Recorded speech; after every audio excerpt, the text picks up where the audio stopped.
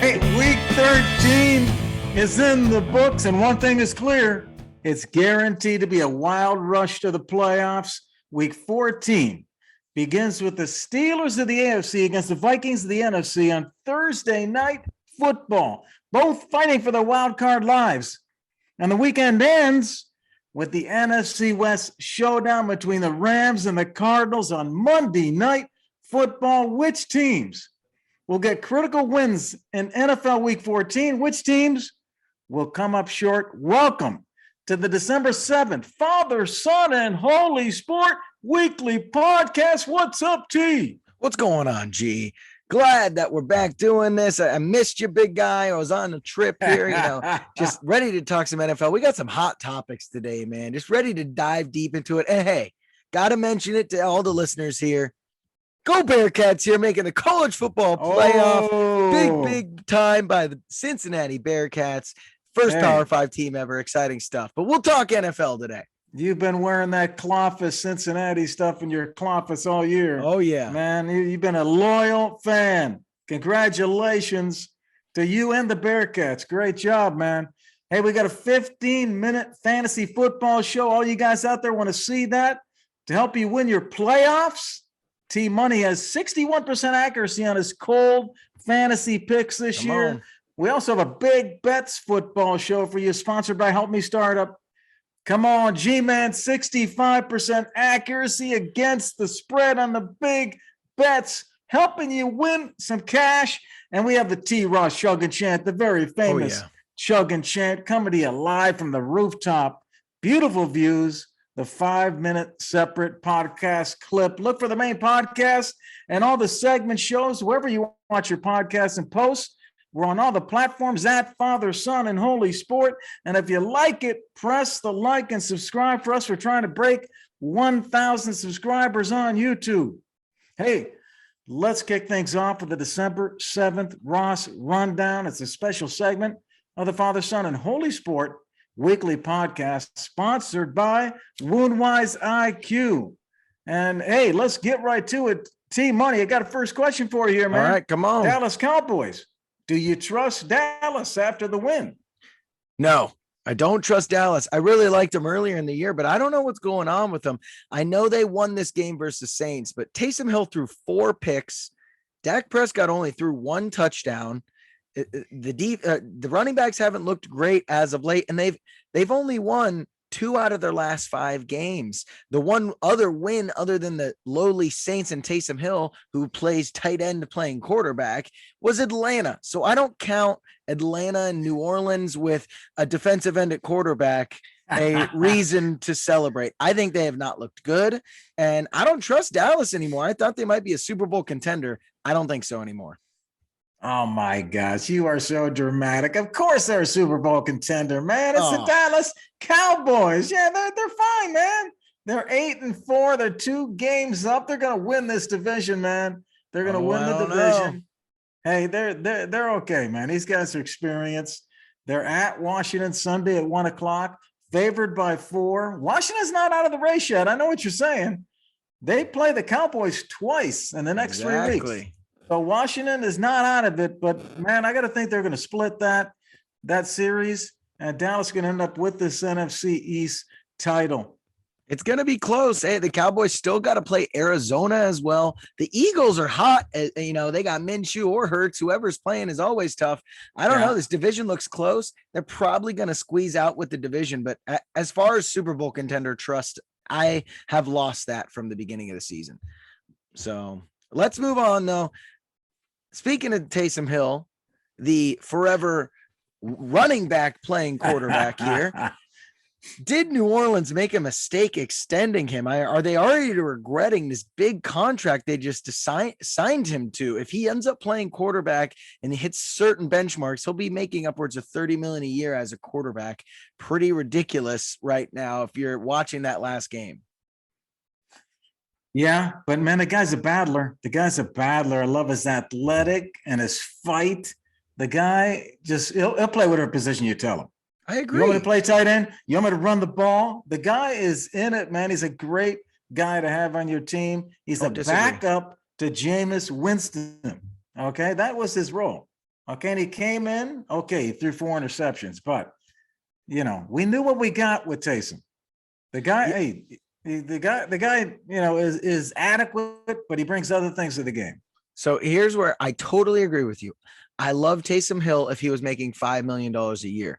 But even if he doesn't play quarterback and he just plays his crazy XZY tight end, running back, special teams, he's still going to make 13 to $15 million a year. And for a guy that's not really a focal point of your offense as a wide receiver or running back either, I think that is a drastic overpayment. And for him to even be remotely good at quarterback seems far-fetched. So I think it was a horrible contract, and it could end up biting them in the ass because they could have given that money to someone that could impact their team a lot better than he can. I think he has a big impact on their team, man. He used to, when they bring him in at the end zone, have him run it in. The guy can play different positions. He makes that money. I think he deserves that money. No, there's the guy's paid a lot more than that. I think he's the worst value contract in the league. Hey, this marks the first time that a Sean Payton team has lost 5 straight games in the regular season. The 5-7 Saints on a 5-game losing streak. They should get a win this week. Okay, they're coming up to what they play this weekend. I don't have it in front of me, but they're favored by 5.5 and should win this weekend. Should take them to 6-7. Hey, let's move on to some of the quarterbacks here that are doing better. Some of the younger guys, Herbert and Burrow. Big comparison. They played each other this last week. T-Money. Who would you rather have long term, Herbert or Burrow? Man, this is so tough because I love Justin Herbert. I think if you're looking for a quarterback, this guy, he didn't have the weapons that Joe Burrow had at all, right? Coming out of college, he's much bigger, much more athletic, not taller. Every aspect of his mechanics is better. I love Justin Herbert. He had the best rookie season ever. He is the best passer rating in the league. So everything tells me that I should choose Justin Herbert. But my God, does Joe Burrow just have some sort of it factor? I don't know what it is about that guy, but he just has it. He scares the living hell out of me if I was playing against him. He just seems like he will never let his team give up. He's got an extra fire, extra gear to him. I love him. And I feel like if I chose Justin Herbert over Joe Burrow would make me regret that for the rest of my life. Yeah, one of his teammates said he'll go and scramble, run right at somebody, get knocked to the ground, where most quarterbacks just be laying there. He jumps up, starts talking trash to the guy to hit him, and goes back in the huddle and is ready to go again. He's crazy. Guy just is a leader out there. People love that he does that kind of thing. He just is a born leader, and he does have good stats. He had a better passer rating than Herbert in that game. They just He did. I'm not going to admit that, they're both good. They're both great. You can't go wrong with either guy. That's the difficult part here. But there's just something about Joe Burrow, like a little extra sparkle that guy has. I don't know. The Chargers are favored by 10 over the Giants on Sunday, so they should go to 8 wins. The Bengals are hosting the 49ers in a pick'em game. So this should be an exciting one to watch. Bengals 49ers coming up this weekend. Hey, going to be a good one. Go Bengals, baby. But let's move on to a different young quarterback. Same class as those two, as Herbert and Burrow. Tua and the Dolphins on a little bit of a win streak here. Is Tua turning into the long-term answer in Miami, G?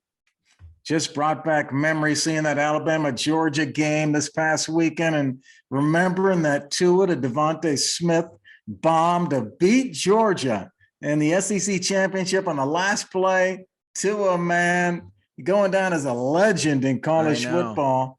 And now he's up there with the Dolphins. He's doing pretty well. Before the season, I know I talked about him like he wasn't the long-term answer. And now I'll say he probably is. They're on a 5-game winning streak. Tua has had 2 great performances in a row. So the guy's got tremendous accuracy. So what's really picked him up is Waddle. Waddle's playing well. Him and Tua, the Alabama combination, are doing it again. Tua, 9 of 11 balls were caught by Waddle from Tua. 9 of 11 targets. Waddle and Tua are becoming a combination. Hey, I love the. I don't know how it's happening, but Tua is turning into a starting quarterback in this league. Like you said, they won 5 straight. He's the longest active streak in the league with a passer rating over 100 with 4 games here. I mean, he's slinging the ball. He's pushing the ball downfield. Now, I want to put some context on this.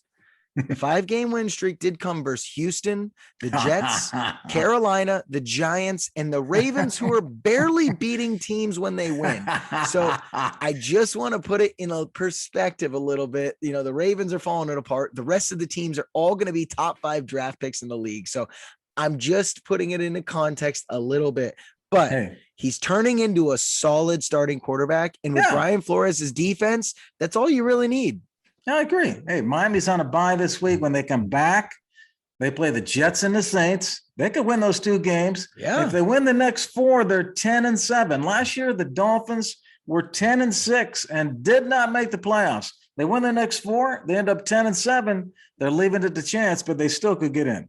Yeah. Hey, let's go to another favorite in the AFC that everybody's talking about. Everybody's fired up. They're jumping back on the bandwagon. Are they the favorites still, T-Money? Is it the Chiefs again? I think it's got to be, right? I mean, they've won 5 in a row, and I think it's just right now it's them or the Patriots. And at the end of the day, do I trust the Kansas City Chiefs with Patrick Mahomes to win a playoff game, or do I trust Mac Jones and the Patriots to win a playoff game? I don't know about the answer to that question. That's kind of where my head's at right now.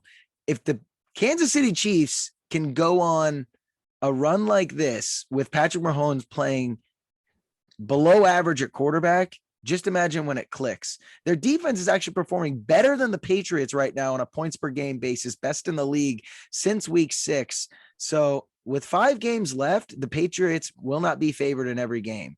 With 5 games left, Kansas City Chiefs will be favored in all the remainder games. Kansas City goes on a 10-game win streak, get the 1 seed. I mean, everyone's got to be afraid of that. They got to be the favorite. Hey, the Chiefs are ranked 4th right now in that AFC. I agree with what you're saying. However, it's not going to be easy because they lost the head-to-head to the Ravens and the Titans. The Ravens and the Titans are also 8-4, and they beat them. So right now, the Chiefs are 4th in terms of the AFC pecking order. They're favored by 9 over the Raiders this Sunday. They should get that win. Last time they scored 41 on the Raiders. Last time they played. This might be a little closer, but they should pick up another win this weekend. Yep, going to be interesting. We'll see what these Chiefs can do and get on a roll. Patrick Mahomes turned into an old self, maybe. All right, let's get to a really interesting one here. This is exciting. The Eagles get a win. Now, it was only versus the Jets, but man, Minshew Mania is back. Everyone was wearing their jorts out in Philadelphia. You got to love Gardner Minshew and what the guy brings to this table. But what do the Eagles do at quarterback here? They're going to have 2 top 10 draft picks potentially, so they can move up and get a quarterback. Do they stay with Hurts? Do they stay with Minshew? Or do they go out and get someone completely different? Like, what do they do here? Hey, I think they got what they need. They don't need to go get anybody else. They got Jalen Hurts as the starter. And Sirianni has said Jalen is the starter. And Minshew's an awesome backup. He's a backup. Yeah, he's a cult hero guy, but the guy's a backup. He came in. He did the job. The starter's Jalen. They're a combination. They're a team. They're going to go move forward together. Yeah, I think I have to agree with you here. You got 2 young, good quarterbacks. Just play it out. You don't have a Super Bowl roster. You got 2 top 10 draft picks. Get young, rebuild, get this thing going. I like Jalen Hurts. He's really progressed as a passer this year. You probably have one of, if not the best backup in the league now, which is great. And I mean, is Gardner Minshew just going to turn into Fitzmagic? Because that's what it seems like to me. He is the next, like, awesome backup in the league, guy that can come be a bridge quarterback for your franchise, just a good all-around guy that will help mentor and understand his place. I love Gardner Minshew. I saw him hugging his dad after the game. It was awesome. Just such good vibes from that guy. I honestly wished Gardner Minshew the best. I hope he gets a starting job somewhere just because it's so fun to watch that guy play. Well, he followed the G-man. He got the mustache going, but then he added the mullet, and the mullet and the mustache together was kind of a thing. But then he dropped the mullet. He was really trying to step in and be like the G-man. And so now the G-man and him both have mustaches. So we're both kind of riding in that same lane, where everybody's kind of following us. No, that's true. So hey, the Eagles are on a bye this week. They're in the 8th slot. As everybody knows, 7 slots go to the playoffs, and the Eagles are now in that 8th slot. They have 4 games remaining because they have a bye. So when they come back, 4 to go. They play Washington twice, and they play the Giants, and then their final game against Dallas. Can they make a run here and get into the playoffs? What do you think? I think they can. I think Dallas will be their hardest game. I think Washington's a pick 'em. The Giants, they should win. Like, they could make a push here. I think it would be pretty awesome. And you see the NFC has, the top 5 teams we've been talking about all year long, even preseason. We talked about the top 5 teams in the NFC. They're all still there. Tampa, Green Bay, Rams, Dallas, Arizona. Those 5 teams are still up at the top, but there's 2 other spots up for grabs, and Philly could get one of those spots. Yep, we'll see. Hey, we hope you love the new Ross Rundown, a special segment brought to you by Father, Son, and Holy Sport, sponsored by Woundwise IQ. Woundwise IQ is a patented mobile analytics software app that automatically measures and analyzes chronic and surgical wounds. It's used by leading physicians and nurses caring for people with those wounds to document their healing progress. Just download the app from the App Store. You're ready to go. Learn more at woundwiseiq.com. Hey, did you know that we love you? Hey, if you love us too, press the like and subscribe. Look for us on all the platforms at Father, Son, and Holy Sport. If you're interested in being a guest on the Ross Rundown, reach out to us. Should be a fun week, T-Money. Week 14, the playoffs are getting tight. The pressure's on. Oh, yeah. Going to be awesome. A lot of great battles to come. Here we go, baby. Rams on Monday night. Woo! All right. Well, let's move to the next portion of our show then. Hey. You good over there, G? We're going to the big bets. Thought you had this all lined up. We did this pre-show, and we're going to have to ask the producers to get your laptop set up more properly here next time. Yeah, we are. Hey, welcome to the December 7th Big Bets Football Show, sponsored by Help Me Startup. It's a special segment of the Father, Son, and Holy Sport weekly podcast. What's up, T? Oh, yeah. Ready to win some money here. Excited. Let's dive into some of these bigger bets. I know G-Man's still hot. I just got to catch up here. Yeah, I'm cooling off a little, but I still overall look pretty good. But hey, did you know one of the big betting stories of week 13 was that the top five biggest favorites all won and covered? The Rams minus 14, the Bucks minus 11, Colts minus 10, Chiefs minus 9, Cardinals minus 8, all covered, man. Very interesting. Hey, bet the favorites, I guess. Hey, we kick off week 14 with a bubble match on Thursday night. 2 teams on the bubble, 6-5. Pittsburgh travels up to Minnesota to take on the 5-7 Vikings. Losers probably eliminated from the playoffs. Hey, y'all, if you like what you're seeing every week, press the like and subscribe. All of our clips and shows are on YouTube, but you can find us wherever you play your podcast. Look for us at Father, Son, and Holy Sport. We're going to go to the picks of the week. We got 3 picks. The lock of the week, which is our best pick. The dog lock, which is a dog that could actually win the game. And we got a prop pick for you also. So let's kick it off. G-Man's 65% accuracy against the spread this year on his locks of the week and his dog locks. Let's go first to T, though, for his lock pick of the week. All right. Lock pick of the week here. Titans minus 9.5 versus the Jaguars. They played earlier this year, and the Jaguars won by, I believe, 18. So I'm pretty confident here the Jaguars have 2 wins on the season, so I'm not too concerned about them winning the game. And I think that the Titans could easily win this by 10 or more. The Titans need to kick it into gear a little bit. They've been fluttering around, but I Yeah. think this will be an easy one. Even without Derrick Henry, they had a bye they're coming off of, so I think they'll take the Jags down pretty handily here. Yeah, despite Tennessee's troubles, they're still sitting up there at the top. Should handle the Jags, man. They should handle them. Yep. I'm going to go to my first lock of the pick of the week. My lock pick, I'm going to go to First Energy Stadium, Cleveland, where the Ravens take the Browns Sunday at 1 p.m. I'm going under on this game, under 43 points in a rivalry game.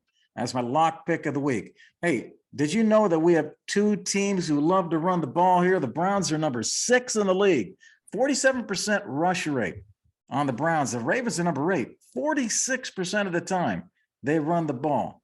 And when the Browns and Ravens played in the Week 12 team money, they combined for just 26 points. And worst I'll give you game of another the year. one. Did you know that in divisional games played outdoors in December and January, that the under hits 56% of the time? Hey, that's the best house odds you'll get in Vegas.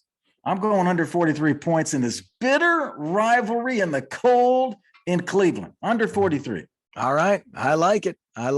That should be a dog fight. No pun intended to the Browns there. So let's jump to the dog lock here. This is our underdog that you can bet the money line on that we think could win. But either way, the spread right now, I'm going Steelers plus 3.5. I think not only should they cover here, I think it'll be a close game because the Steelers defense will keep it close, put some pressure on Kirk Cousins. TJ Watt's having defensive player of the year like season. And I think the Steelers could legitimately win this one. Minnesota just has so many close games. I think it could be decided by a last second field goal easily in the Pittsburgh's favor. Just looking at the 2 teams, you think Pittsburgh be the favorite, but they're not. It's a great pick, I think. Yeah. Hey, let's go to G-Man's dog lock. G-Man, 5 of my last 7 dog locks have won the game outright.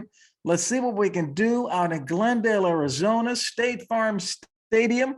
It's the Rams at the Cardinals on Monday Night Football. You know my Zoom background. Come on, baby. I'm taking the Rams here. Rams getting 3. Come on now. This is a battle of the NFC West. A loss on Monday night would force the Rams to make the wild card into the playoffs. They can't let this happen, man. There's too much on the line. The Rams are averaging 28 points per game. The Cardinals allow 19 per game. So pretty good chance the Rams will get 19, right, Team Money? Hey, did you know that the Rams are 8-2 straight up when they score 19 or more points? Interesting. There's a little stat for you. And did you know Cliff Kingsbury, Arizona's coach, is 1-4 in his Cardinals career against the Rams? I'm going the Rams, man. I'll take the 3 points, but man, I think they could win this game on Monday night. All right. Very interesting. Cardinals blew them out last time they played, though, 37-20. So that'll be an interesting one. I like the Rams here. Now, let's move over to my prop bet, but I want to stay in the same game here. I want to stay in the Rams-Cardinals game. The first half over is for 26 points here. Last time they played, they scored a combined 37 in the first half. I think it'll be high flying first half, and we'll slow down again in the second as the teams are less scripted and everything starts to lock up and get a little more intense in the third and fourth quarter. So give me the first half over of 26 points. Hey, that's going to be a high scoring game. So I think that can win.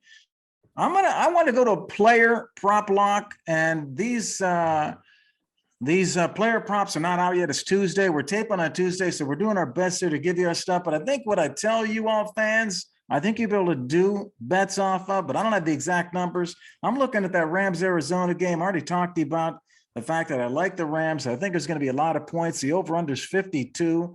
I'm looking at the quarterbacks here first. I think the Rams put up a lot of passing yards. I like Stafford over 260, over 270. I don't know what the prop's going to be. I think he'll throw for 3 touchdowns, whatever those props are for Stafford. I like that. On the other side of the ball, I like Kyler Murray's rushing ability and his scoring ability.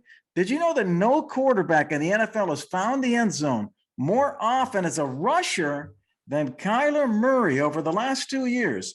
Look at the top 9 rushing touchdowns scorers in the last 2 years.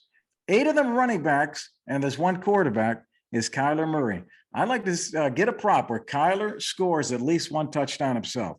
Those are my prop lock picks of the week for G-Man. Hey, we hope you are loving the new Big Bets football show, a special segment brought to you by Father, Son, and Holy Sport, sponsored by Help Me Startup. Help Me Startup. Do you have a startup or a new company idea? Why not get help from the experts at Help Me Startup? Try the coaching advice and tools to help you get moving on your way toward investment and success. Learn more at helpmestartup.co on the Big Bets football show. Hey, you know we love you. We hope you love the show and you press the like and subscribe. Look for us in all the platforms at Father, Son, and Holy Sport. And if you want to be a guest on the show, we'd love to have you on our Big Bets segment. Reach out to us. T-Money, hope all your picks hit this week, man. All right, you too. Come on, I'm pulling for your Rams. All right. All right, great. Let's transition over here. You know, G-Man and I got a big league coming up here, getting down to the wire. So we're going to move on over to the fantasy side of things. Hey, for some leagues, the fantasy regular season is over and the playoffs will begin soon. For others, it's 1 more week. But either way, it's all about making the playoffs and seeding and who can grab the momentum. Welcome to the December 7th Fantasy Football Show. It's a special segment of the Father, Son, and Holy Sport weekly podcast. What's up, T? What's going on, G? Excited that we're both hitting playoff stride here. Opposite sides of the bracket, so meet you in the championship, my guy. Oh, yeah. We got a lot to talk about when you come home for Christmas, man. We got a lot to talk about.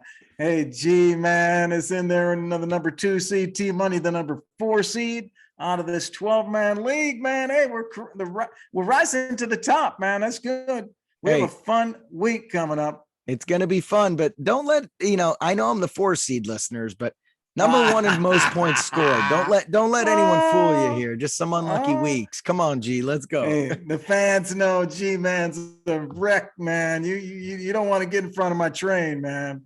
Hey, y'all, if you like what you're seeing every week, press the like and subscribe. You can find us wherever you listen to your podcast. We're everywhere at Father, Son, and Holy Sport. We're going to kick it off with the first game, hot and cold. T-Money, 61% accuracy on his cold picks this year. Just nailing the cold picks, man. The cold starters.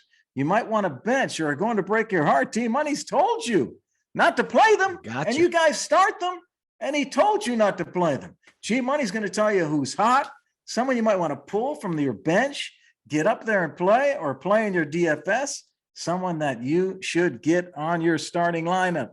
Hey, keep in mind, we're recording the shows on Tuesday, so a lot can change. I'm going to kick things off here with the picks at quarterback. I'm going to start off T-Money. I can't believe I'm picking this guy, but I could not resist. I'm going with Jared Goff at the quarterback for Detroit. He posted his best performance of the season and getting the first victory for the Lions. Man, how about the Lions giving the game ball to their coach? Goff got 20 fantasy points. He threw for 300 yards and 3 touchdowns. All right. And this matchup against Denver is tough this week, but he's only projected for 11.6 fantasy points, and that's just too low, man. He's a great value on DraftKings at 5,100. So if you're out there streaming, I think you could take a flyer here, see if Goff can bring you into a victory. All right. Going to be interesting. I don't know how much I trust Jared Goff to ever be hot at anything, but let's move on to what Jared Goff is typically, and that is cold QB. All right. So my cold QB of the week is Josh Allen, projected for 23 versus Tampa Bay this week. Only 11.7 versus that vaunted Bill Belichick defense. And Tampa might have the best D line in the entire league. So 13th best versus QBs in fantasy. He's only averaging 22.6. So he's got to beat his average versus one of the best defenses in the league. I think he has a below average game and does not get to 23 fantasy points. Okay. Wow. It's interesting. That's interesting. Buffalo, man, they're just struggling here. Hey, struggle versus good teams. I've been telling you that all year, G. I'm moving on to the running back. Hey, man, the hot running back I'm going to tell you to go with is Javonte Williams, the Broncos rookie running back. Last week rushed for 100 yards, caught 6 passes against the Chiefs. Melvin Gordon missed the game, but he has a hip injury. He may miss again. It's only Tuesday. We don't know what's going on with Melvin, but even if he's there, I think Javonte Williams passes 13.5 fantasy points. He's broken 20 fantasy points 2 weeks in a row. The Lions defense ranks 29th against opposing running backs. So I think Williams gets this. He's a great value on DraftKings also, only $5,500. Fire him up, man. Javonte Williams. All right. Melvin Gordon misses. That's definitely a good one there. My cold running back of the week, though, your boy Saquon Barkley, projected 13.9 versus the Chargers. Chargers becoming one of the best fantasy defenses in the league, just stuffing everyone at this point. Only 13.4 last week for Saquon, and he's just they have no one else to worry about when they play the Chargers this week because Daniel Jones isn't playing. So he's still coming off a little bit of an injury. And he's just mainly getting a lot of his points in the passing game. And I just think with the Chargers pass rush and their linebackers covering Saquon, I think that slows him down a little bit and he doesn't get the total passing he needs to beat 13.9. Saquon probably had his best game of the year last week. I think he's starting to break out. Yeah. I hope you're not right on that, but hey, man, I know you got the right pick, so you never know. I'm going to go with my hot wide receiver, Mike Williams from the Chargers. All right. Only projected for 12.6 fantasy points. He's been turning it up lately. He's got 5 of 7 targets last week, 110 yards. And Sunday's win over the Bengals, he's now racked up at least 6 targets in 4 consecutive games. So the targets are starting to come back. And he's only projected for 12.6 fantasy points. I can't see it, man. They're up against the Giants. He's going to get more than 12.6. I think he's a good play. He's $5,600 for you DFS players on DraftKings. Pick him up, Mike Williams. All right. I like Mike. He's always undervalued in most leagues. My cold wide receiver here, Mike Evans, 14.5 versus Buffalo here. They have the number 1 pass defense in the league. So I know they're not a great run defense, but their pass defense is very good. So I think they're going to keep everyone a little cold. Tom Brady, Godwin, Evans, everybody. But because they have such a bad run defense, look for Leonard Fournette to have a big game and be the main focal point of this offense this week. So I expect Fournette to be the guy. Godwin will be the main receiver when they need a go-to guy. Gronk is turning into their red zone target now that he's back, which is really Mike Evans' only go-to is when he scores a touchdown, he scores points. So, the past 2 weeks, he's had 16 and 4. And then before that, he had 12, 14, and 20. He doesn't have many big games. And when he does, it's because he scores a touchdown. So I never trust Mike Evans to begin with because he's so touchdown dependent, especially versus the number 1 pass defense in the league. All right, but you're not saying with your picks, when you look at Mike Evans, Saquon, and Josh Allen, you're not saying don't start those guys. You're Mike just saying Evans just temper your expectations? Yeah, temper your expectations. And Mike Evans, I think, could break your heart a little more than the others. But especially in a DFS league, those are guys that I don't think will beat their projection. And in DFS, That's how you win DFS, is getting everyone to beat their projection. Okay, gotcha. Good picks for DFS. All right, got it, man. Good. Listen up to T Money on those picks. He's hot. Let's move on to our second game, the take or mistake game. Hey, we got 4 teams on bye this week, 3 in the AFC, Indy, Miami, New England, and 1 in the NFC, the Eagles. So if you have players on those teams, we're going to help you make some smart moves down the stretch here with some substitutes to get you back and win your games. So our game, take or mistake, will hopefully help you out on the waiver wire tomorrow morning, your substitution decisions. I pick a player that had a big week last week. T Money's going to tell me whether that player is going to keep it going. We should take the bait, or if last week was a mistake. T Money has no idea who I'm going to say. This is all a surprise. All right. And we typically do 3 players. I'm going to start off with the quarterback from the Jets, Zach Wilson. He threw for 226 yards, setting new career high marks in pass attempts and touchdowns, throwing 2 touchdowns and scoring another one himself. He was a top 5 quarterback with 21 fantasy points, Can Wilson be a fantasy streamer in this Sunday's home game against the Saints? Team money. Is Zach Wilson a take, or would that be a mistake? I mean, don't even roster this guy. It's a mistake. There's no point to have Zach Wilson on your team. He's probably the worst rookie. He's probably the worst out of all the rookies. I mean, complete mistake. He had a fluke game. Congratulations on getting a rushing touchdown and two passing touchdowns. Wow, what a game you had. Oh my God. Let's go to running back. I'm going to Devontae Freeman from the Ravens. He took 14 carries for 52 yards and a touchdown, and also got 5 catches for 45 yards against Pittsburgh, breaking 20 fantasy points now in 2 of the last 3 games. Can Freeman keep it up this Sunday on a road matchup at the Browns? Money. Is Devontae Freeman a take, or would that be a mistake? So I'm gonna make this a take in the sense that he's a good flex option when you have guys on buys or injured.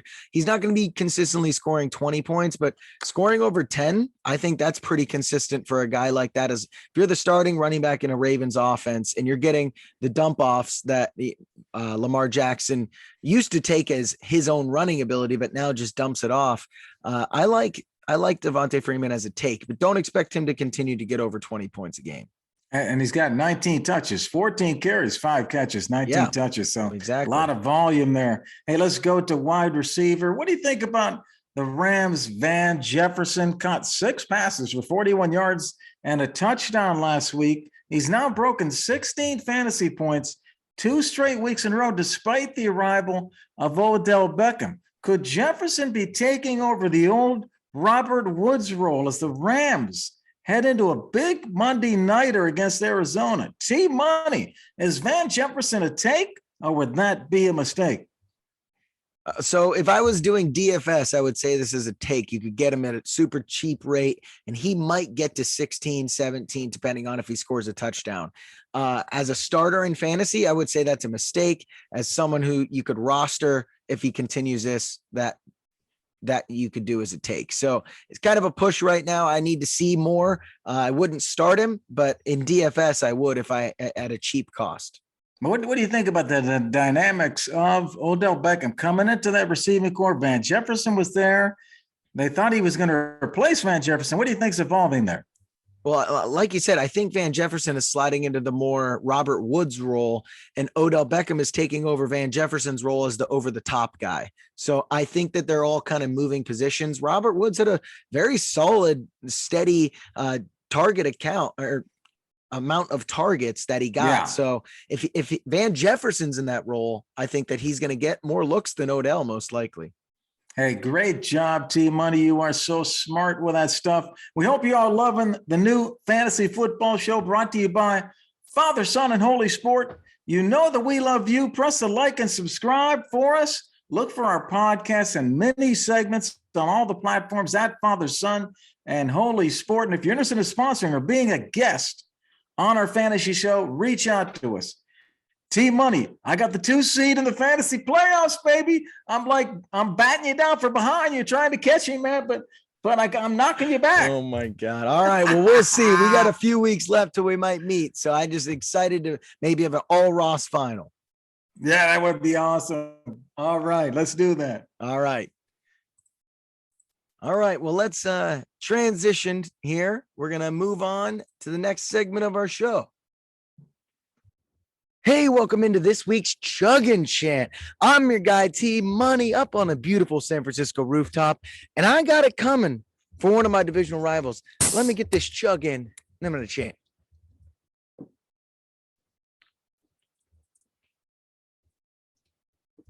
Woo!